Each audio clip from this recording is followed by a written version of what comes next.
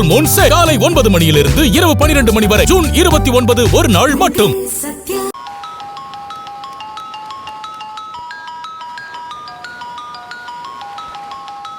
யார் ஆனந்தி? மகேஷ் சார். ஸ்பீக்கர்ல போடு. சொல்லுங்க சார். ஆனந்தி, அன்பேங்க? அன்பு ஓகே தானே? சார், ஆனந்தி கூட தான் சார் இருக்கேன். நல்லா இருக்கேன் சார். ரெண்டு பேரும் ஒன்னா டைம் ஸ்பெண்ட் பண்ணா நல்லா இருக்கும்னு தோணுச்சு, அதான் லீவ் எடுத்துட்டோம். ஓ நைஸ் அன்பு, தட்ஸ் அ குட் ஐடியா. அப்புறம் நீங்க ரெண்டு பேரும் நான் சொன்ன விஷயத்தை பத்தியும் கொஞ்சம் யோசிங்க. சார், நீங்க சொன்னது எதை பத்தி சொல்றீங்க சார்? உங்க ரெண்டு பேருக்கும் நடுவுல இவ்வளோ பெரிய பிரச்சனை வர்றதுக்கு எது காரணமா இருந்துச்சோ அந்த விஷயம் தான் அன்பு. அன்பு, ஆனந்தி, நான் தான் அன்னைக்கு உங்ககிட்ட தெளிவா சொன்னேன்ல, இன்னைக்கு இல்ல என்னைக்கா இருந்தாலும் ஆனந்தி வயித்துல இருக்கிற குழந்தையால உங்க ரெண்டு பேருக்கும் நடுவுல பிரச்சனை வந்துகிட்டே தான் இருக்கும். இல்ல சார், இதுக்கப்புறம் எங்க ரெண்டு பேருக்கு நடுவுல எந்த பிரச்சனையும் வராது. எல்லா பிரச்சனையும் பேசி நாங்க ஒரு முடிவு எடுத்துட்டோம்.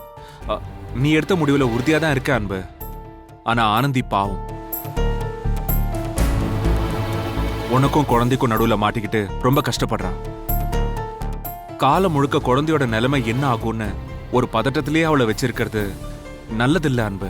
சார், இப்ப எனக்கு எந்த பதட்டமும் இல்ல. அவர் சொன்ன மாதிரி நானும் புரிஞ்சுக்கிட்டேன்.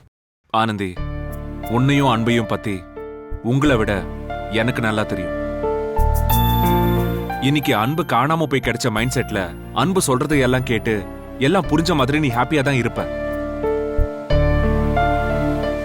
நாளைக்கே அன்போட அம்மா ஏதாவது ஒரு வார்த்தை சொல்லிட்டாங்கன்னா நம்மளால எதுக்கு அன்பு லைஃப்ல பிரச்சனைன்னு உன் மனசு யோசிக்க ஆரம்பிச்சிடும்.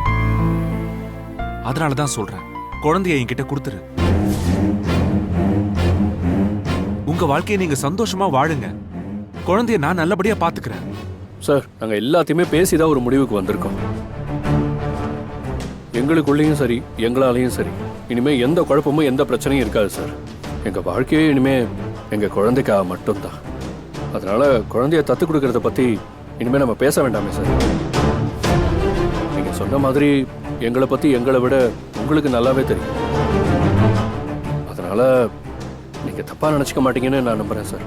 அன்பு, நீ சொல்றது எல்லாமே இப்போதைக்கு சரியா இருக்கலாம். ஆனா ஆனந்தியோட பயம் என்னன்னு உனக்கு தெரியும்ல. நாளைக்கு உனக்கும் ஆனந்திக்கும் ஒரு குழந்தை பிறந்தா பிறக்காது சார்.